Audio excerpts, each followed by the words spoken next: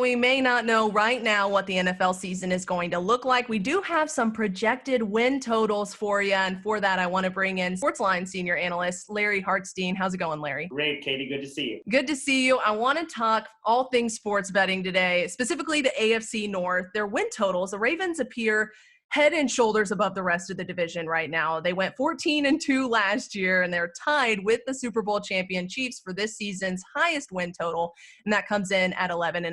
So who or what is your strongest overplay in this division? Well, you mentioned it. The Ravens won 14 games. They're pegged at 11.5. You do have to pay juice on the over, but they had a great draft. They stole Patrick Queen late in the first round. They had J.K. Dobbins.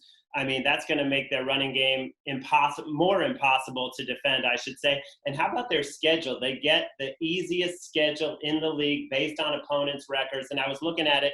Their three toughest games, Chiefs, Titans, Cowboys, all have to come to Baltimore. Wow. And what is your strongest underplay for this division? I'm going to look at the Steelers, perennial contenders, but their total right there at 9 wins. It all comes down to Big Ben. He's 38. He's coming off of elbow surgery. Is he going to be able to play a full season at close to 100%? The backup quarterbacks really did not impress last year. This team converted 35% of the time in the red zone, easily the worst in the league. They did try to address it in the draft. They got the big red zone target, Claypool out of Notre Dame, but I still think everything has to go right for them to get to 10, and I think just a few things have to go wrong for them to be at 8 or 7.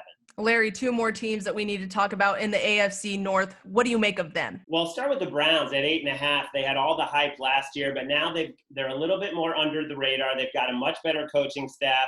And I really like their draft, and I think we're going to see the team that we thought we would see last year. So I think they can get to 9 wins. The Bengals at 5 wins, I mean, you got to love Joe Burrow. He's going to be a star, but they did not help him enough with the offensive line. I think this guy's going to be in trouble, running for his life. He's probably going to put up great numbers, but a lot of picks, a lot of sacks.